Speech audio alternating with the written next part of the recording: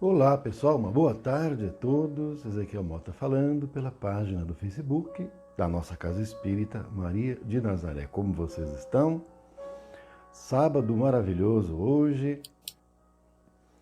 Se Deus quiser, amanhã será um domingo igualmente lindo, não é?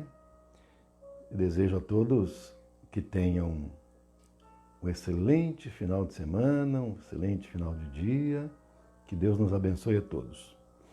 Hoje nós vamos, nesta live, proferir a palestra para a nossa reflexão sobre o tema contido no capítulo 17, item 9, do Evangelho segundo o Espiritismo, cujo capítulo é Sede Perfeitos, e o item 9, Superiores e Inferiores, que nós vamos discorrer logo mais. Reiterando a respeito de pedir sempre para todos, dentro do possível, depois que a palestra, ou as palestras, ou as lives forem editadas e colocadas no YouTube, que vocês possam entrar, né? Principalmente quem não teve oportunidade de ver ao vivo, depois entrar no canal do YouTube, cujas iniciais são CEMN-POA.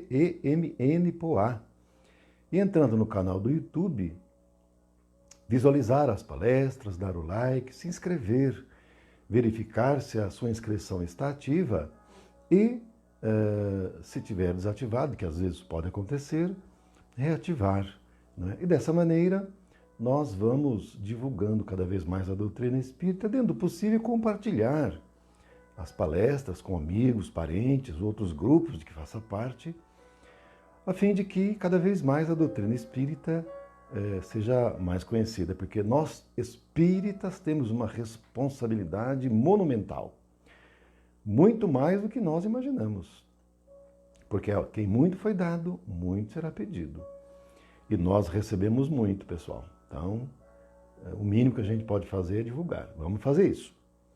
Também a gente sempre nunca deixa de esquecer de recomendar que seja realizado o Evangelho no lar, em nossas casas, escolher um dia da semana, o horário, né? E buscar sempre fazê-lo. Não deixar de honrar, porque torna-se um compromisso. Quando a gente assume um compromisso, espiritual sobretudo, mas qualquer compromisso a gente deve honrar. E os compromissos espirituais nós não temos o direito de descumprir. Não é? Eu estava, certa vez, há algum tempo, em outro país da Europa, depois também dos Estados Unidos, e lá nós não temos os recursos que temos aqui. Então eu me lembro que estava hospedado em um hotel, e aí era domingo, já estava dando horário, eu falei, Lia, a gente precisa fazer o Evangelho no lar, não é? E aí, pensando, mas onde é que vamos arrumar aí um livro? E em todo quarto de hotel, nos Estados Unidos sobretudo, você vai encontrar um Evangelho, né? Em inglês não importa. O Evangelho, o Novo Testamento, sempre tem, porque um país, os Estados Unidos, é um país cristão, né? Um país cristão e evangélico. A esmagadora maioria da população americana é evangélica. Então, em todo quarto de hotel você vai encontrar um Evangelho. Aí nós pegamos o Evangelho, estava em inglês, entendendo mais ou menos, abrimos ao acaso, e lemos, porque a gente também conhece o Evangelho, só de bater o olho já sabemos o que é. E fizemos o Evangelho, mesmo em outra nação, porque não importa. O que importa é o seu sentimento, sua conexão, e realizar o Evangelho. Não é? Então não podemos deixar esse compromisso pendente. Sempre recomendamos, porque o Evangelho no lar traz para o nosso lar uma vibração especial, uma proteção. Com o tempo, os espíritos percebendo, constatando nosso compromisso real, é sincero, verdadeiro, transformam o nosso lar na dimensão espiritual em um posto de socorro. Imaginem vocês que na dimensão espiritual, do outro lado, passa a se formar um posto de socorro em cima do nosso lar. Vocês imaginem o que é isso? Espíritos vêm buscar guarida, amparo nesse posto de socorro que fica em cima do nosso lar. Então, como nós nos ajudamos e ajudamos os nossos irmãos realizando simplesmente o Evangelho no lar, que não nos custa nada. nos ajudamos e ajudamos os nossos irmãos também. Então fica aí essa recomendação. Vamos fazer então a nossa oração para nós iniciarmos a live, propriamente dita. Pai nosso que estais no céu, santificado seja o vosso nome. Venha a nós o vosso reino, seja feita a vossa vontade, assim na terra como no céu. O pão nosso de cada dia nos dai hoje, perdoai nossas ofensas, assim como perdoamos a quem nos tem ofendido. E não nos deixando cair em tentações, mas livrando-nos de todo mal. Que assim seja, muita paz. Então vocês vejam que o nosso assunto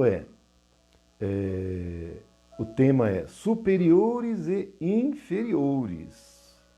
Significa que, seja por missão, ou seja por estarmos em provas, ou nós estamos exercendo a condição de autoridade, ou de subordinação. Das duas formas nós estamos em prova e aprendendo. Aquele que vem na condição de subalternidade, vem com a prova de aprender a humildade e a resignação e a obediência. Essa é a prova. Humildade, resignação e obediência. Você respeitar aquele que está como seu superior, não é?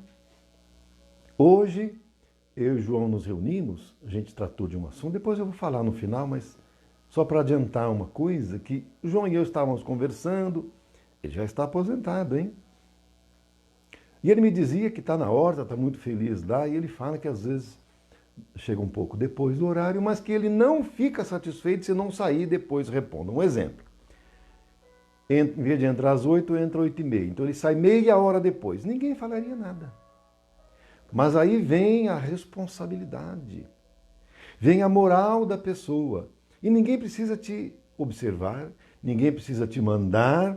Você mesmo é quem cuida de si próprio. Você mesmo é quem se disciplina e respeita. Porque você sabe do seu compromisso, não precisa ninguém te falar. Então o João para nós é um exemplo. Nosso amigo João, caro amigo, né? Estamos juntos aí há 18 anos, hein? 18, né? Desde 2002, 18 para 19 anos. Meu grande amigo, companheiro, lá do Lar Mãe Mariana e da Casa Espírita Maria de Nazaré. Então para nós o João eu considero um exemplo nesse sentido. Mas aquele que vem na condição de autoridade não é diferente. Também vem para o aprendizado da liderança, também da humildade com amor. Porque ser líder sem humildade, sem amor, é ser um carrasco. É vir para fazer sofrer o subordinado. Que o subordinado não é nosso escravo, não. Nós temos responsabilidade nas duas situações. Em que você vem como autoridade ou subordinado, você vem para o aprendizado. Portanto, vem em prova. Mas também tem aquela situação daquele que vem com a autoridade, mas que vem em missão.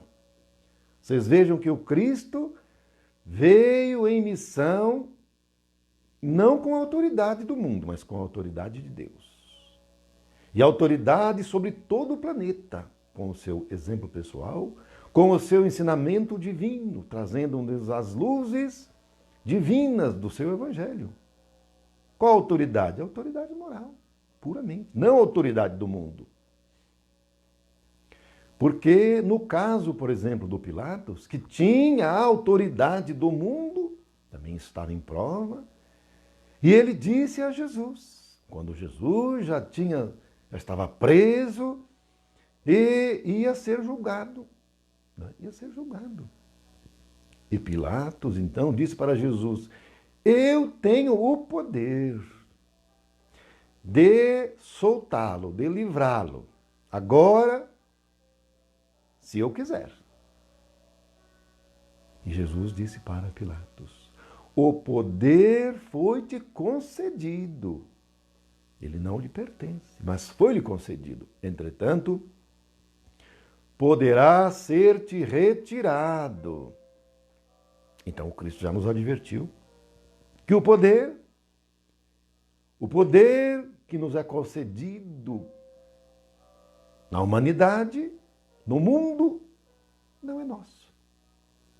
Não é mais do que uma prova para que podemos exercitar o poder, mas o poder não nos pertence. Deus nos coloca o poder para que possamos exercitá-lo para nossa aprovação. Então vocês vejam que todo o poder que pode nos ser retirado sem o nosso consentimento, ele não nos pertence. Porque Pilatos, apenas 3 anos depois da crucificação de Jesus, descobertas as suas corrupções que era realizado, Pilatos era muito corrupto, criou muitos inimigos, chegou a César. Inclusive, o próprio senador Públio Lentulus foi destacado para ir à Judéia, que ele tinha que ir por razões pessoais. A filha dele estava com lepra, então ele queria tirar de lá e levou para a Judéia. E, no entanto, 3 anos depois, o próprio César chamou Pilatos a Roma e ele, com os seus espiões, descobriu que o César tinha descoberto todas as corrupções que ele fazia. E ele, em um navio militar, estando a ser conduzido a Roma, com a certeza que seria condenado, seria morto.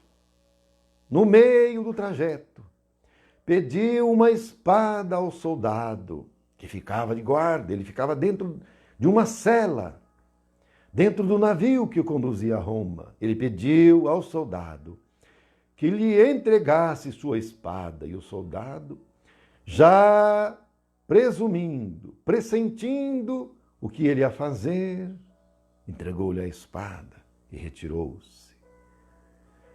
E não tardou, e Pilatos se suicidou com a espada que lhe fora entregue pelo soldado. Portanto, não há nenhuma dúvida que o poder do mundo que nos é concedido não é nosso, porque ele nos é concedido, Deus nos concede, mas que poderá nos ser retirado. Poderá nos ser retirado dentro da própria encarnação. Vejam vocês aqui no Brasil, hein? Um presidente da República que exerceu o mandato de presidente, ao deixar a presidência, depois de pouco tempo, foi preso. Ficou preso. Então a autoridade, ela é temporal, temporária. E ela nos é entregue para o nosso aprendizado. Para quem a exerce, para aprender a liderança com amor e com humildade. E aquele que está na condição de subordinado, para aprender também a humildade, a obediência e a resignação. E há casos em que o poder é retirado depois que encerra a encarnação, como, por exemplo, num caso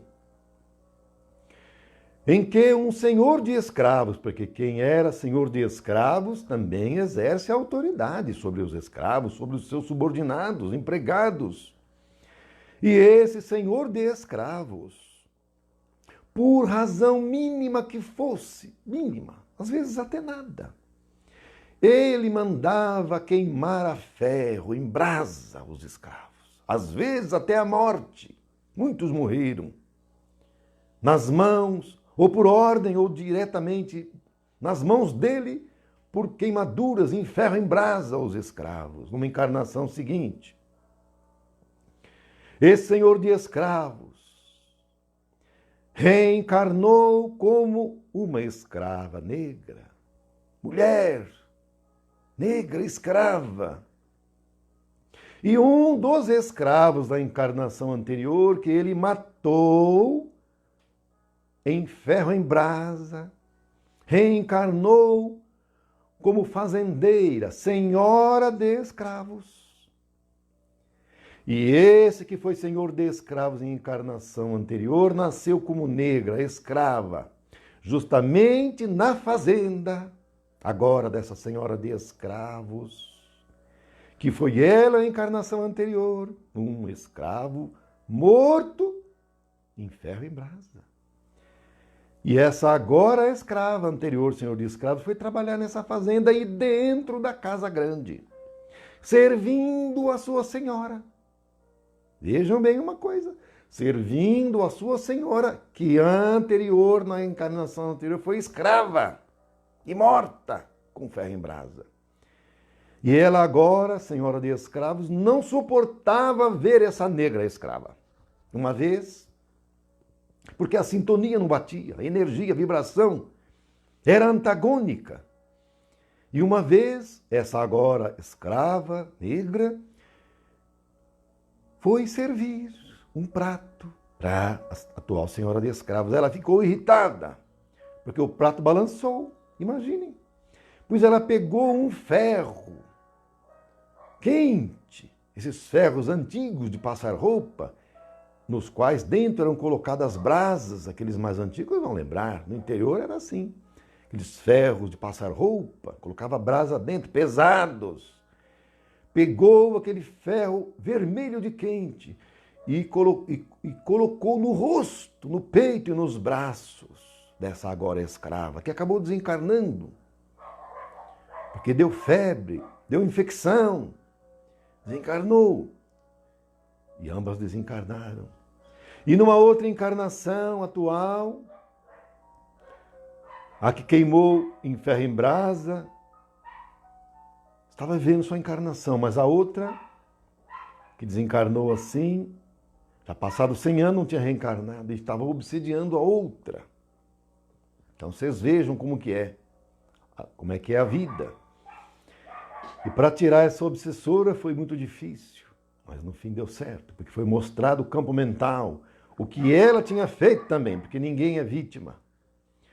Se nós sofremos é porque nós erramos antes. E aí, após mostrado tudo, aceitou deixar a obsessão e seguir para um tratamento. Então vocês vejam que nós, espíritos que ainda não aprendemos a viver o Evangelho de Jesus, não a estudar, não a ler, eu falo viver o Evangelho de Jesus. Nós que não aprendemos a viver o Evangelho de Jesus, tanto estando na condição de autoridade ou de subordinação, nós erramos. Porque nós não sabemos ser humildes, nós não sabemos ser obedientes e nós não sabemos ser resignados. Então, quando nós estamos na condição de subalternidade e nós não nos sentimos bem, por qualquer motivo, de manhã acordamos mal, vamos lá no posto pedir um atestado para o médico. Fingindo que está com febre, fingindo que está com dor, tudo mentira, só para não ir trabalhar. É correto? É justo? Não. Mas nós fazemos isso. Ou não fazemos? Muitos de nós fazemos. Ou quando estamos exercendo autoridade, nós somos brutos, ríspidos. Às vezes, quando o funcionário, nosso subordinado, nós não gostamos dele, nós inventamos alguma coisa para mandar ele embora. Demitimos. Sem motivo, muitas vezes. Ou por pouca coisa. Então nós devemos pensar, se nós, enquanto subordinados, gostaríamos de ser respeitados e tratar o nosso líder como que nós gostaríamos que fosse. Então nós devemos fazer assim. E quando nós estamos exercendo a autoridade, como é que nós achamos que deveria ser? Então nós deveríamos, da mesma maneira, tratar o subordinado com respeito. Tratar o nosso subordinado com amor. Procurar ajudá-lo no que pudermos. A que ele possa crescer. A que ele possa avançar para Deus. Porque aquele que recebe a autoridade terá que prestar contas depois. Porque Deus irá perguntar depois: o que fizestes com aqueles meus filhinhos que lhe entreguei aos seus cuidados? Você os conduziu para mim com amor, auxiliando-os no seu crescimento intelectual, moral? Ou você os relegou ao abandono para que eles ficassem ao relento, na dor e no sofrimento? Isso não será pedido contas. Nos será pedido contas, sim. Então, é por isso que, estando cada um de nós na condição de autoridade ou de subordinado, devemos fazê-lo sempre com amor, com humildade, respeitando o nosso irmão. Porque hoje nós estamos na condição de autoridade, amanhã nós estamos na condição de subordinado. Vocês vejam o caso do senador Públio Lentulus, era um senador romano. Vocês não imaginem o poder que tinha um senador romano, o prestígio, o respeito que tinha o senador de Roma. Só estava abaixo do César, um senador romano. E, no entanto, na encarnação subsequente, na encarnação seguinte, o então senador romano Públio Lentulus reencarnou como um escravo. Agora, não mais no exercício da autoridade, mas como um subordinado, um escravo. Minha gente, vocês não sabem o que é ser escravo em Roma. Ou não lembram, né? Porque ser escravo em Roma, gente, é fichinha do que era ser escravo aqui no Brasil. Fichinha. Porque o escravo em Roma era tratado menos do que como um animal era tratado.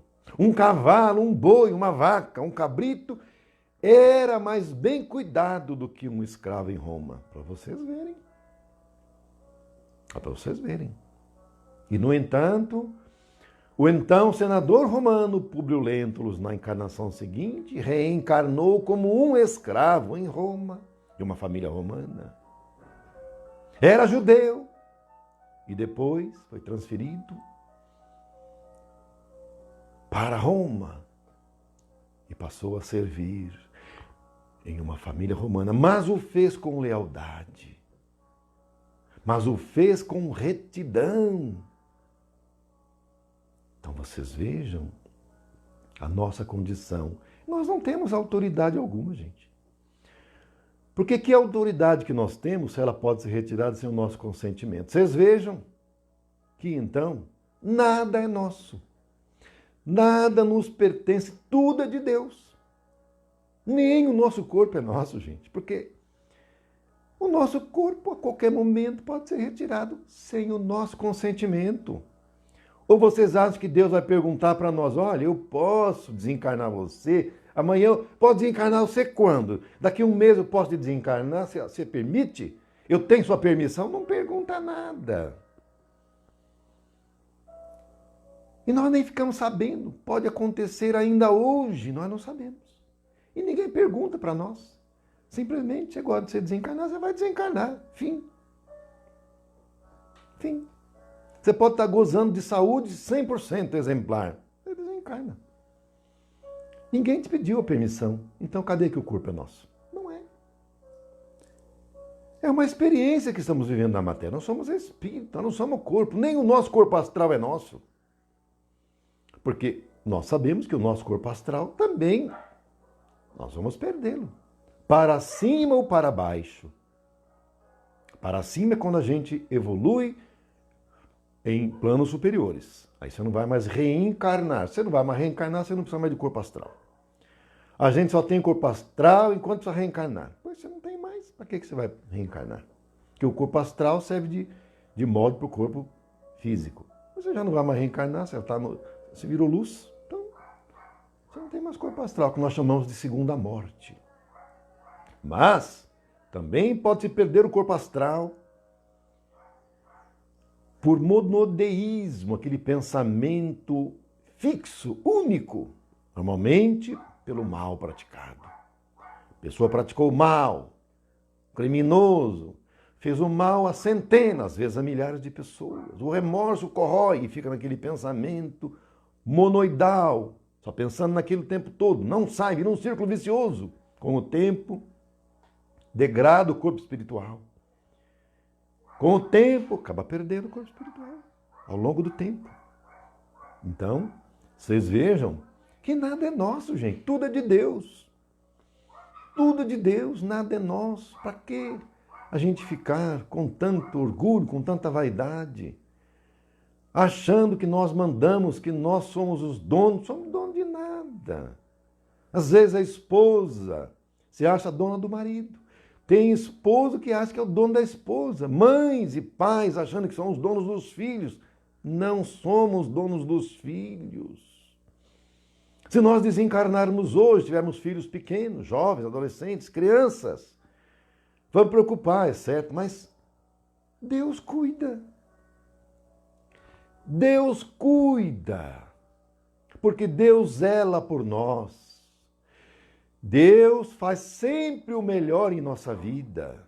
Nós aqui não temos consciência disso. Às vezes, Ele nos cuida colocando em nosso caminho as aflições e as dores necessárias para o nosso crescimento, para o nosso amadurecimento, porque muitas vezes nós vivemos nas águas mansas da vida. A gente não se mexe, a gente não cresce. Não precisa, às vezes, enfrentarmos águas revoltas, para a gente se mexer, para a gente mudar, transformar, para que a nossa transformação interior aconteça. Como a semente jogada ao solo escuro, frio. Se ela não morrer, não vai sofrer o processo de transformação em muda.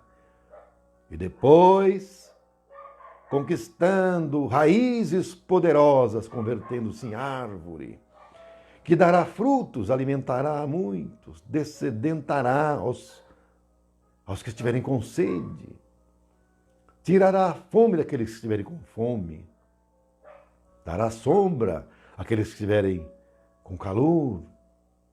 Mas para isso é preciso se transformar, deixar de ser semente em nós, sementes pequeninas, precisamos também. Então Deus cuida. É claro que, estando desencarnado, a gente vai preocupar, vai tentar ajudar, fazer o que puder, mas se foi assim é porque tinha que ser. Nós temos que aceitar, fazer o nosso melhor e ter absoluta convicção e fé que Deus faz o melhor sempre em nossas vidas. Por pior que seja a adversidade, a gente às vezes pensa que vem uma adversidade, uma doença, alguém que desencarna em nossa família, ente querido, um câncer na família ou em nosso corpo. Às vezes a gente fala que nós estamos com câncer. Não, nós não estamos com câncer. É o corpo físico que é de Deus que está com câncer. E nós estamos ligados a Ele, para nós vivermos a experiência. E esse câncer vai limpar as mazelas nossas que praticamos, para quitarmos as nossas dívidas. Mas para que nós possamos bem quitá-las e sermos bem-aventurados, porque o Cristo disse, bem-aventurados os que sofrem, porque serão consolados. Então aqueles que bem sofrem, esses receberão o consolo ao desencarnar. O consolo de sofrer um desligamento pelos espíritos de luz, que nos ampararão prontamente, conduzindo-nos a hospitais, às colônias ou postos de socorros imediatamente. Mas, se ressentirmos a dor, se nós nos revoltarmos contra a aflição que estivermos passando, um câncer, doença que for, ao invés de resignar, nos revoltarmos, blasfemarmos a Deus, nós vamos também pagar a dívida. Mas a nossa vibração continuará baixa. Via de consequência, desencarnando daquela doença, vamos para um umbral, gente. Ah, mas que tem a dívida sofrendo. Tá, mas você está na vibração baixa, para onde é que você vai? Revoltado? Umbral. Lá para baixo. E você com a vibração baixa, quem é que vem ao seu encontro? Os espíritos negativos. Vêm e te levam para lá, e você vai ficar lá um tempão. Ah, mas mesmo eu sofri. Sim, mas sofreu como? Você bem sofreu? Foi resignado? Aceitou a dor? Compreendeu a dor? Não. Você blasfemou. Você xingou. Você não aceitou.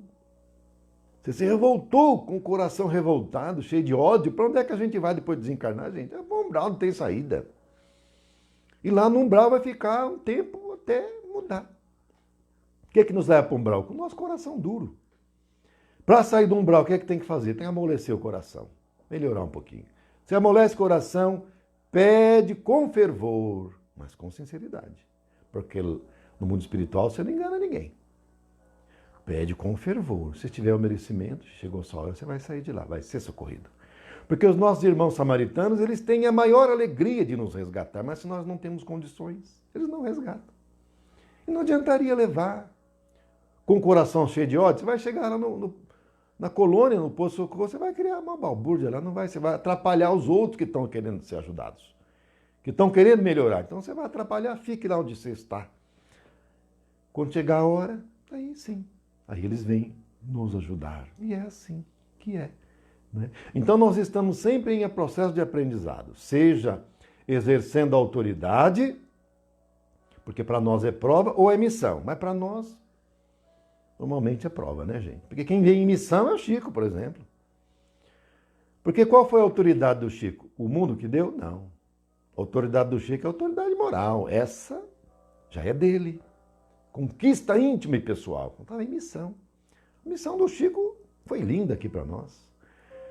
Completando a doutrina espírita, o Pentateuco kardeciano, o Chico veio para complementar. Mais de 500 obras mediúnicas, palavra de Chico, diversos mentores, todas supervisionadas pelo Emmanuel. Então, a missão do Chico, no exercício da sua autoridade moral, foi muito grande, mas estava em missão. E nós geralmente, nós estamos em prova. Estamos na condição de autoridade, é em prova. Ou, se estamos na condição de subordinação, em prova também. Das duas maneiras para aprender. Porque hoje nós estamos na autoridade, amanhã nós estamos na subordinação. É assim, porque você tem que aprender dos dois lados. A obediência, a resignação, a humildade. Ou a liderar com humildade, com amor, conduzindo para Deus os nossos irmãos. Ensinando, amparando, socorrendo. Porque se você é o superior dele, você tem que ajudar a estender a mão. Não é pisar na cabeça, pisar em cima. E aproveitar, escravizar, humilhar. Não, isso aí nós estamos sendo reprovados na nossa prova. Nós temos que fugir disso. Não é? Então, meus amigos, sobre esse tema que estamos desenvolvendo para a nossa reflexão, é o que eu tinha para hoje. A gente vai ficando por aqui. E amanhã nós vamos ter na Casa Espírita presencialmente a palestra espírita, das 9 às 10. E às 18 horas a live com a nossa amiga Arielle. Vamos prestigiar, dentro do possível, presencialmente, se der, se não, online, virtualmente, às 18 horas. Segunda-feira, a Vânia é quem estará conosco fazendo a palestra. Terça e quarta é o Sérgio e na quinta-feira estaremos novamente juntos para mais uma palestra. Antes de finalizar e fazer a prece, apenas para trazer para vocês, né, que hoje nos reunimos, eu e o João, que somos diretores do Departamento de Assuntos Doutrinários da nossa Casa Espírita, Maria de Nazaré, com um amigo, né, um irmão, que é o Alexandro, que gosta de ser chamado de Alex. Ele dá aula online no Centro Espírita Aprendiz do Evangelho, de Poá, e também aqui em Mogi, também a Casa Espírita Maria de Nazaré, nossa co-irmã aqui em Mogi, né? E ele, nós combinamos, vai dar o curso para nós de Educação Mediúnica, uma vez que não está em condições de nós prosseguirmos com o curso presencial de Educação Mediúnica. Então, nós já acertamos, dia 6 de março, vamos iniciar o curso de Educação Mediúnica online. Oportunamente, a gente vai divulgar por escrito, né, pelo folder, e também nos dias próximos nós vamos dando mais explicações. Entretanto, depois, aqueles que quiserem, os do grupo que participavam, que faziam o curso presencial, se desejarem depois, só se manifestar. Nós vamos criar um grupo de WhatsApp desse curso de Educação Mediúnica online, e aí a gente vai adicionando aqueles que desejarem fazer o curso. Só está definido que vai ser de sábado, tá? Em princípio, às 16 horas, mas dependendo do que a gente verificar, que fica melhor, pode ser um outro horário, mas em princípio pensamos às 16, tá? A gente vai falando sobre isso depois, mais para frente, porque ainda dá tempo. E não nos esquecendo que dia 27, que na realidade, gente, é no próximo sábado, hein? Nós vamos ter a palestra do nosso amigo, querido companheiro espírita, Delci Alves, né? Às 19 horas, das 19 às 20, a palestra musical, né? E com o tema Maria de Nazaré, em comemoração dos 12 anos de fundação oficial da nossa Casa Espírita. Vai ser pela página do Facebook da nossa Casa Espírita. Pedimos a todos que possam se organizar para prestigiar. E no domingo, 28, presencialmente, nós vamos estar na Casa Espírita. Vai ter um bolinho, a gente comemorar lá e nos confraternizarmos dentro daqueles nossos moldes, né? Obedecendo o distanciamento, etc. Então, vamos fazer uma prece para nós encerrarmos. Ave Maria, cheia de graça, o Senhor é convosco. Bendita sois vós entre as mulheres. Bendito é o fruto do vosso ventre, Jesus. Santa Maria, Mãe de Jesus, rogai por nós, os seus filhos, agora e na hora do nosso desencarne, que assim seja. Muita paz. Gente, um excelente final de semana para todos. Muito obrigado, fico gratíssimo pela atenção de todos, por estarem aqui, por participarem. Muito obrigado e até a próxima.